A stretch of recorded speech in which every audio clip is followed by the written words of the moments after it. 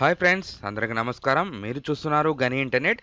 Ration కార్డుకంటూ ఒక కొత్త దరఖాస్తు ఫామ్ వచ్చిందండి. ఈ ఫామ్ ఎక్కడ తీసుకోవాలి, ఫామ్ ఎలా ఫిలప్ చేయాలి, ఫిలప్ చేసిన తర్వాత ఏమేమి డాక్యుమెంట్స్ పెట్టాలి, డాక్యుమెంట్స్ పెట్టిన తర్వాత ఎక్కడ ఇవ్వాలి అనే దాని గురించి ఈ వీడియోలో పూర్తి ఇన్ఫర్మేషన్ అనేది తెలుసుకుందాం. అసలు ఈ ఫామ్లో ఏమేమి రాయాలి, రాసిన తర్వాత ఎక్కడ ఇవ్వాలి, ఇచ్చిన తర్వాత మనకి ఎన్ని రోజులకి రేషన్ కార్డు వస్తుంది, రేషన్ కార్డు వచ్చినాక మన నెంబర్ డైరెక్ట్ డీలర్ దగ్గరికి వస్తుందా, లేదా మనకి గ్రామ పంచాయతీలకు వస్తుందా అనే దాని గురించి ఈరోజు ఈ వీడియోలో తెలుసుకుందాం.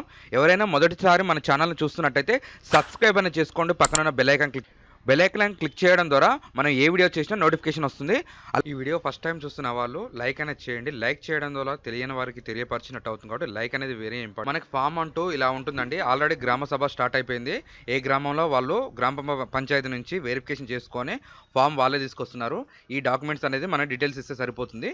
ఈ ఫామ్ ఎలా ఫిలప్ చేయాలనేసి ఇప్పుడు చూసుకుందాం.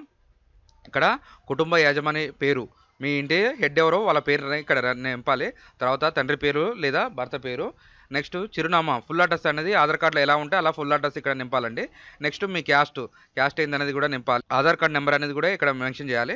మొబైల్ నెంబర్ అనేది మీకు రన్నింగ్ మొబైల్ నెంబర్ ఇవ్వండి.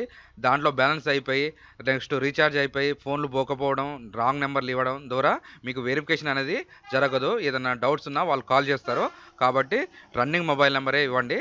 నెక్స్ట్ ఇక్కడ మీ కుటుంబ సంఖ్య ఎంతమంది ఉన్నారు, ఫస్ట్ మీ నేము, తర్వాత మీ పిల్లల పేర్లు, మీ వైఫ్ పేరు, తర్వాత మీ పిల్లల పేర్లు ఎంతమంది ఉంటే అంతమంది అనేసి చేసుకున్న తర్వాత అలా ఏజ్ ఎంత ఉంటుంది అనేసి కూడా ఇక్కడ ఏజ్ చేసుకున్న తర్వాత ఈయన ఏమవుతాడు, వైఫ్, నెక్స్ట్ హస్బెండ్, నెక్స్ట్ పిల్లలు, డాటరు, సన్ అట్లా వేసేసిన తర్వాత ఆధార్ కార్డ్ నెంబర్ అనేది కూడా ఇక్కడ మెన్షన్ చేయాలి. మీరు ఇక్కడ ఇవన్నీ ఎంటర్ చేసి ఆధార్ కార్డ్ నెంబర్ అనేది నీట్గా రాసుకొని నెక్స్ట్ ఇక్కడ వచ్చేసి ఒక ఫోటో పెట్టాలండి. మీ ఫ్యామిలీ ఫోటో లేదా మీ సింగిల్ ఫోటో, ఈ కుటుంబ యాజమాని పేరు అని రాసిరు కదా, అతని గల ఫోటో ఇక్కడ పెట్టాలి, మెన్షన్ చేయాలి. నెక్స్ట్ అలాగే కిందకి వస్తే ఇక్కడ మీది ఒకటి సంతకం పెట్టాలండి. దీనికి ఏమేమి డాక్యుమెంట్స్ పెట్టాలంటే ఒక ఫోటో పెట్టాలని చెప్పారు, ఆధార్ కార్డ్స్, జిరాక్స్ అన్నిటి గురించి కూడా మనం ఇక్కడ పెట్టాలని చెప్పారు. భూమి గురించి కూడా భూమి వివరాలు అడుగుతున్నారు.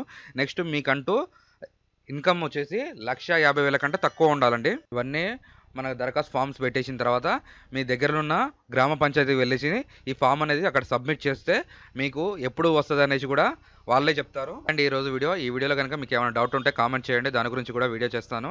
కామెంట్స్ గురించి కూడా రిప్లై ఇస్తాను. నెక్స్ట్ మనకి కాంగ్రెస్ అంటేనే హామీలు ఇస్తున్నారు. వీళ్ళు చెప్పిన హామీలన్నీ చేస్తామని చెప్తున్నారు. దాంట్లో ఇది ఒక రేషన్ కార్డుది చెప్తానే ఉన్నారు. ఎప్పటి వరకు వస్తుంది అనేసి కూడా మనం నెక్స్ట్ వీడియో చేసుకుందాం. Thanks for the